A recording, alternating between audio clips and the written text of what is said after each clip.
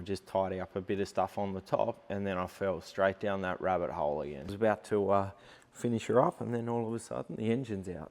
It was just way quicker to drop it out and get the stuff done that I needed to. Like I did my best to get it all together, but there's things like I like to put the lock washers under the T3 exhaust manifold, mount the power steering pump. Now I know that we're going to be using this, not electric.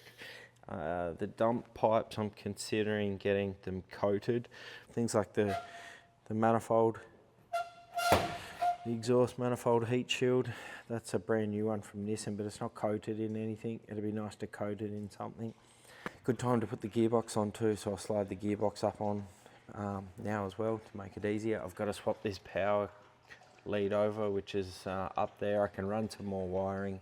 I think it was just a better idea to remove it. It was a much better idea to remove it.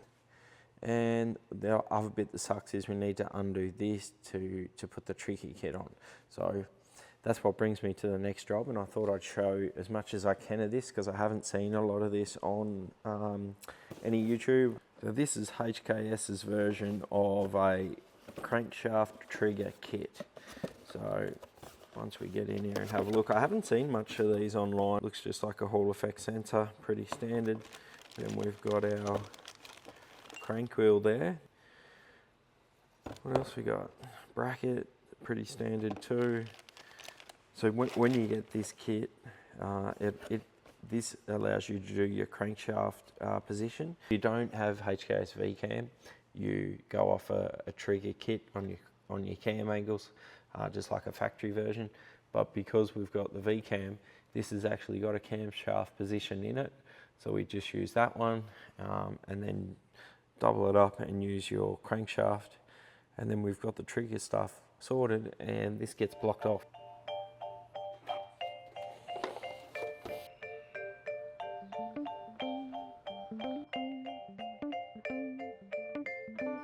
Got the harmonic balancer off now, so just be careful of that keyway there. This is the OEM pump. It's just had the gears and everything removed from it. Kind of go on with this as we go. I've never done one of these before. Here we go. It's gonna have to be this one. Mint. Once we've got the hole cut out, or the half hole cut out of the oil pump side plate, so set your sensor up in the bracket supplied by HKS.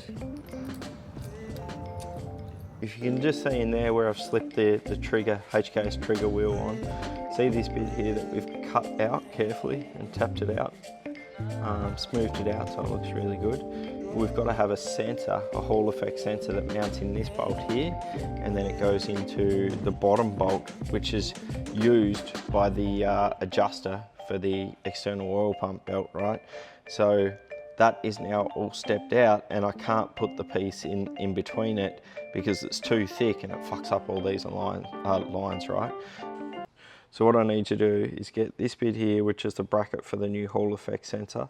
I need to get it machined down to the same spacer that was in there to line everything up. So we're gonna go to my mate's place now. He's got a CNC mill.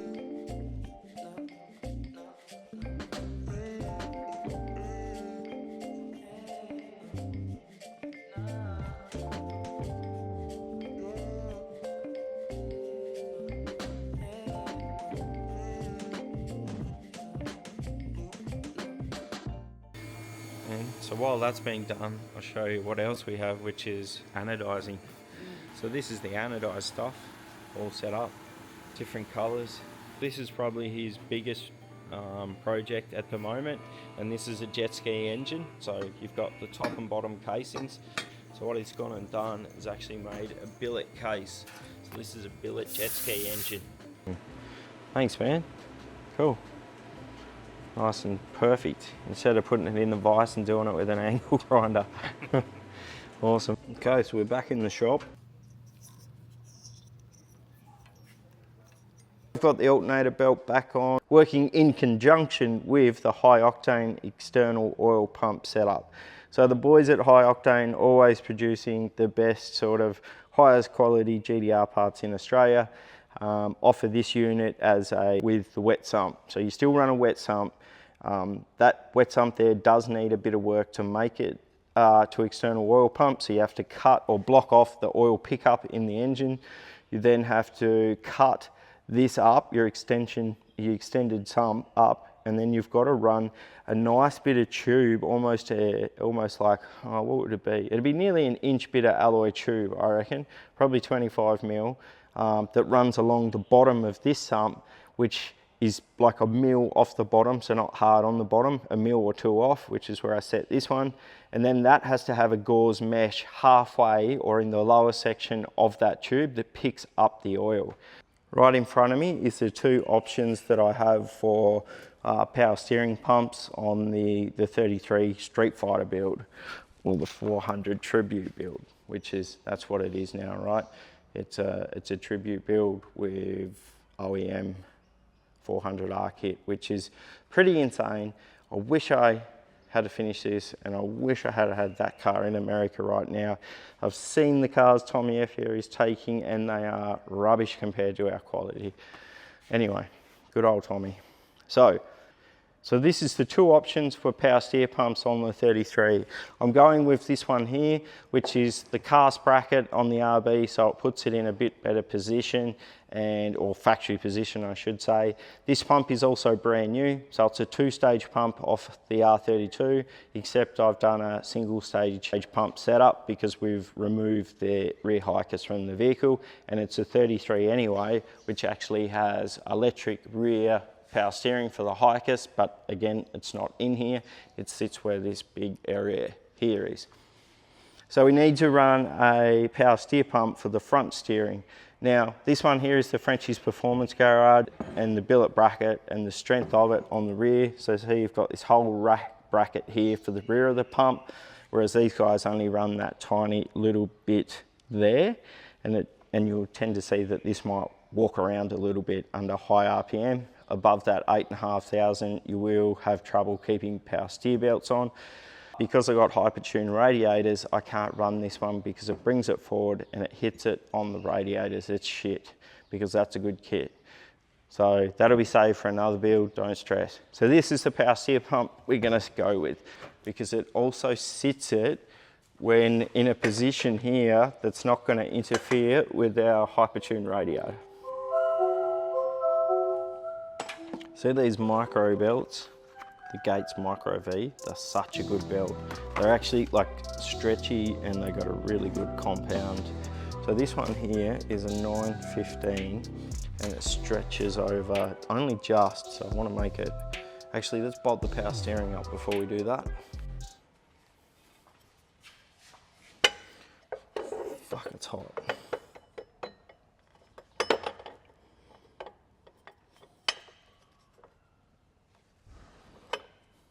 Making the most of the time that I've got while the engine's back out of the car for this reason. So I'm going to throw in a Nismo engine mount on the hot side. So now we've got our Nismo engine mount back in. I've also gone through and just put the belts back on. So that brings our ending to our HKS RB26 Trigger kit.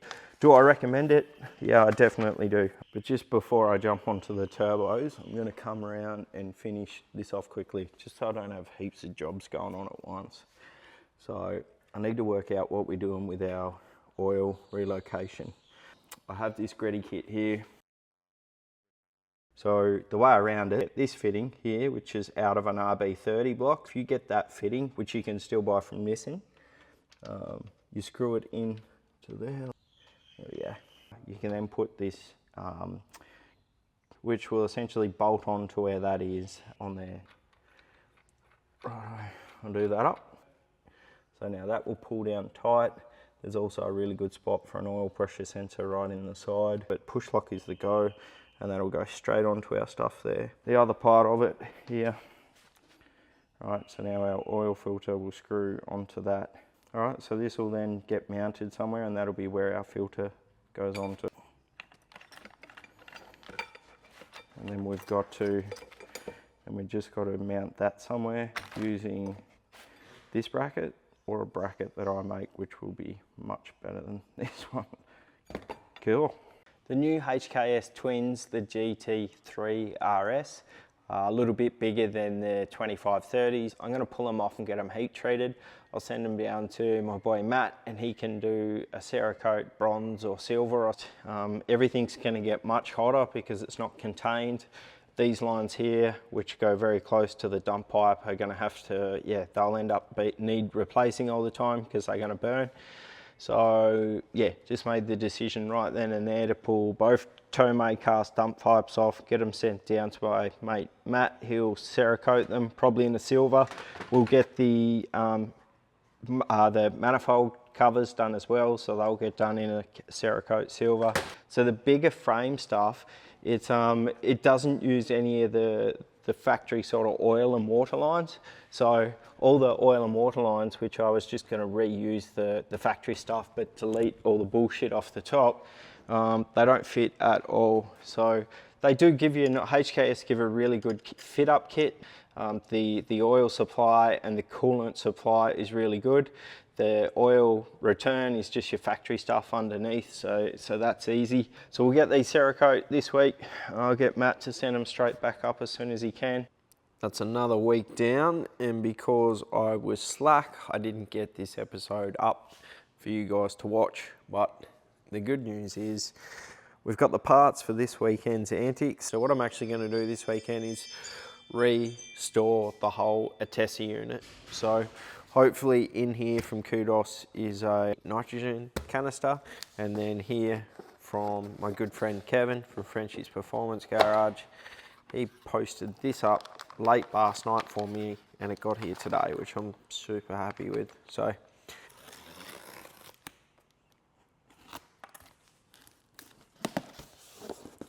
oh yeah, so these things here, everyone will know what these are. So GSP, they actually make a really, really good front shaft for GTRs. Now, that must be our, yep, that will be our nitrogen canister. They're upwards of 400 bucks, right? So you don't really want to be wasting it. That is awesome. Look at that. Yeah. Screws in, screws out. What else is in here? Just going to pack these up too, and we still will begin the Attessa restoration this weekend, but unfortunately I didn't tell Kevin to send me the switch as well. So we're not going to get it all done this weekend, but we can get the majority of it done. They can wait. It's one of those jobs that you need to do, but you don't want to do it at the same time. There's our exhaust. Yeah. Oh, fuck. I just fucking hit my head.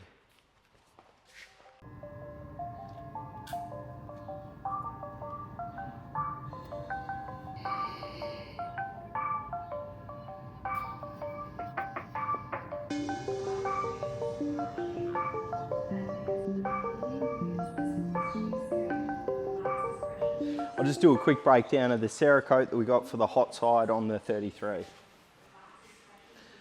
This Cerekote has been done by my good friend Matt at GC2Pack.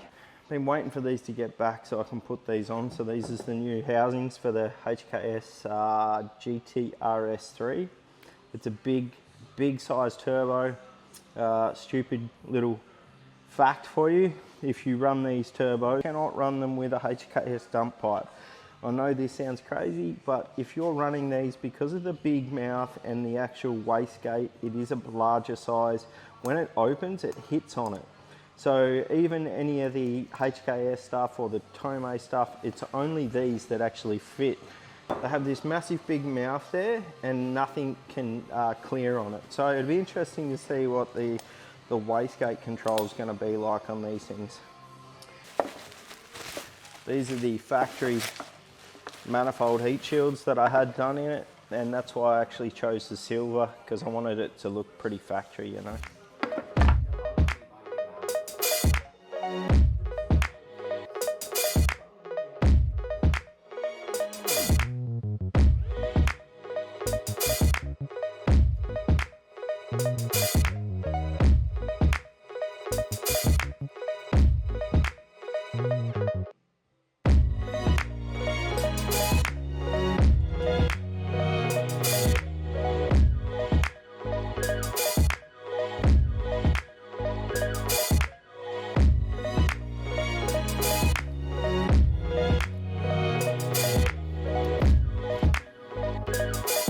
Stayed up late last night and finished putting these twin turbos on. They look absolutely awesome, especially with that coating we got on them. It is very crucial when you do twin turbos to make sure you get all the tensions right.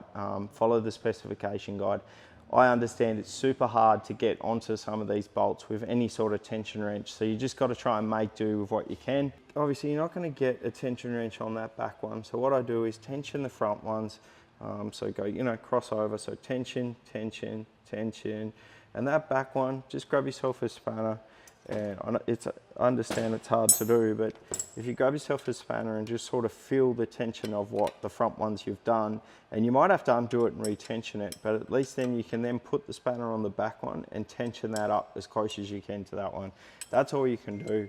These ones here, you can get a tension wrench on fairly easily. The order that I do the turbos are probably a little bit different to some people, but I go all separate. So manifolds on first, then I do the front turbo, and then don't do the rear turbo like I did twice previously, because you bolt it all up and then you can't get your dump pipe on. So the order goes each manifold, then you go front turbo, front dump pipe. They're all easy to tension up. You can just get an extension on them. Then once you've done the front dump pipe, you do the front half of the turbo. I had to do these on the HKS ones because they are so much bigger. I actually had to split it in half and then do the oil line in the center because I couldn't get on it. Then we put the rear housing back up on, do the V-band up, and then you can do your four ones there. The rear dump pipe's pretty simple. That's the last thing that goes on. I was just looking at this here, so it's going to go very close to our gearbox, which we'll find out shortly. But yeah, when that goes on there, like you can see there, that's our wastegate. That's what we were talking about before, that needs all that clearance. So if you look in there now, you can see how far that wastegate actually does open up. And I did put some air on it, and it comes right back there. So it obviously has really good wastegate control. And yeah, we'll see what boost pressure's like. But we're going to put this dump pipe on, give everything a good visual check over, and then we can put our heat shields on. Looking forward to seeing what they look like up on there. Everything on here is going to look so neat and tidy. So I'm going to button these up, get that sorted out. I've got some editing that I need to do. Got a lot of video footage the last couple of weeks, so I want to get that out to you guys today. And then I'll put the gearbox back on. And then it's pretty well nearly ready to go back up in. Been enjoying this lately, had a really nice weekend working on the car. So let's get into finishing this hot side off, and then we can put the engine back up in.